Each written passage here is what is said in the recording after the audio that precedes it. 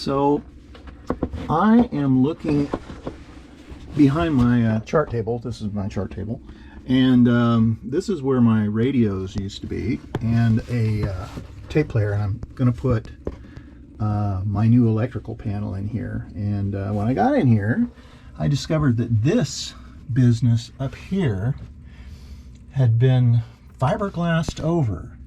And what this business is a slide for my sheets. It's a sheet slide up on the deck, and it appears that at some point there was also some sort of electrical bonding attached to it, made out of copper, which is totally destroyed. But this was fiberglassed over with a generous amount of what looked like mud smeared over it, and I believe that was to protect the bolt heads from getting messed up. I'm not sure why they chose to do the fix that way.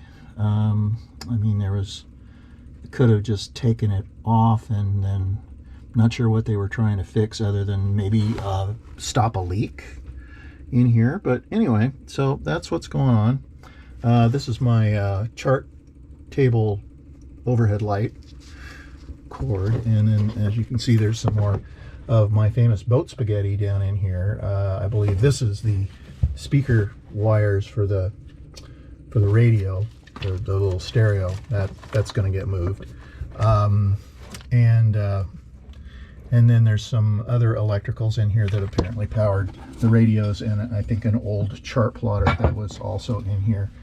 So and then various aerials that no longer do anything as well. But anyway, that's what's happening here. And then there's some more bonding plate here. I think these aerials that are visible there, plus this big spool of aerial down there in the detritus of me taking this top thing off, are actually for the SBB radio and the VHS. And those two things are actually going to move over to this side of my radar installation. They're going to set back here in this nook, which is next to the seat, and then the quarter berth, which goes back there.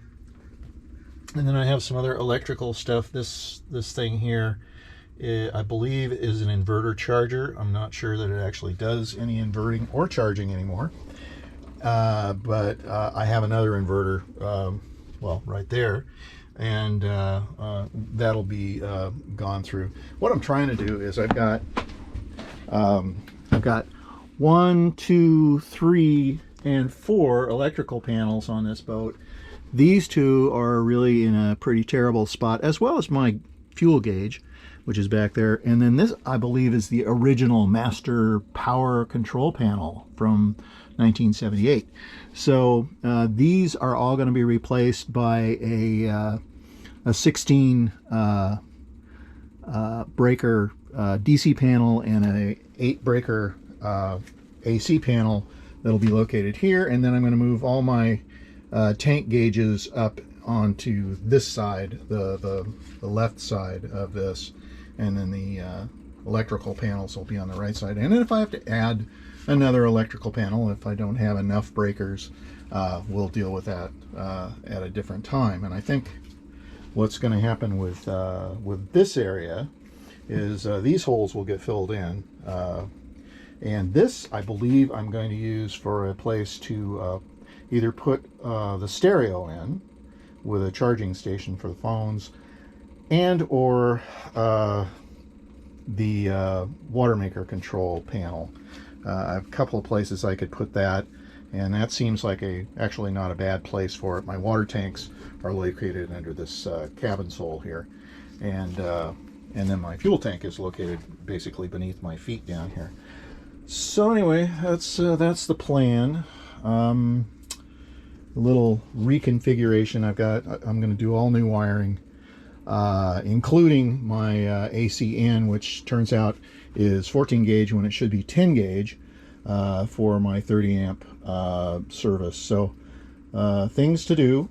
No sleep for the wicked. And I've pretty well demolished that. Found out what was going on there. I have a piece of wood that I excuse me, that I cut.